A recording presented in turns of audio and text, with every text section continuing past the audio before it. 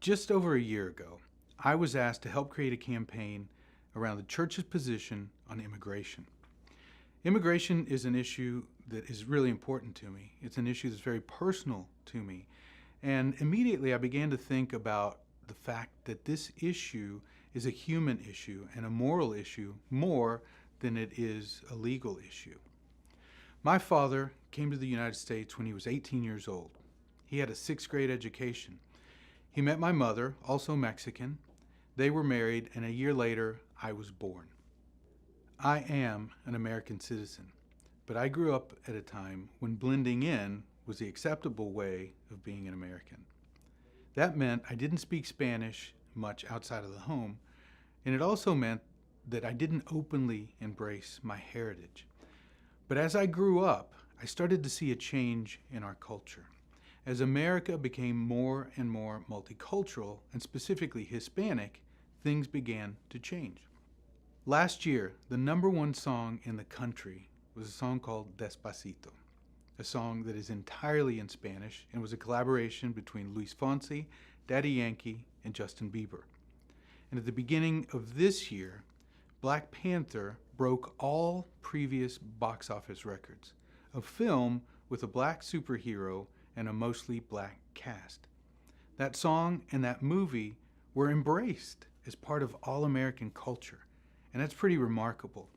It's great, but at the same time, that change causes discomfort for some Americans. It causes anxiety for some Americans, and that discomfort sometimes manifests itself in ugly ways.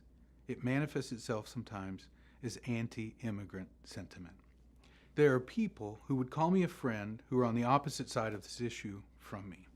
There are people who would call me family who are on the opposite side of this issue from me. Those people would say that they love me.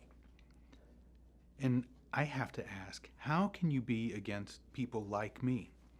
And it's in those moments that I have to remind myself that this issue is really about fear of change, more than it is a fear or a hatred of immigrants.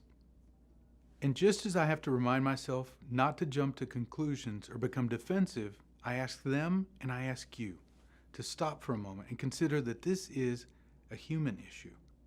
I ask you to consider how it might feel if the situation were reversed, if you hadn't been fortunate enough, like me, to be born in the United States. I ask you to get to know people who are different from you. Treat them with dignity. Treat them with respect. Treat them the way that you'd want to be treated. In creating BeGolden, we wanted to create a campaign that could be embraced by any religion, and even at a secular level.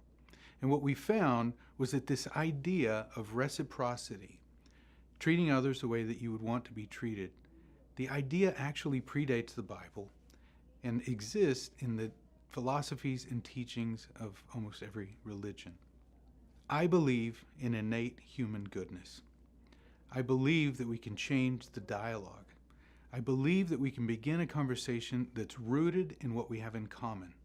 And I believe that a simple idea can help get us there.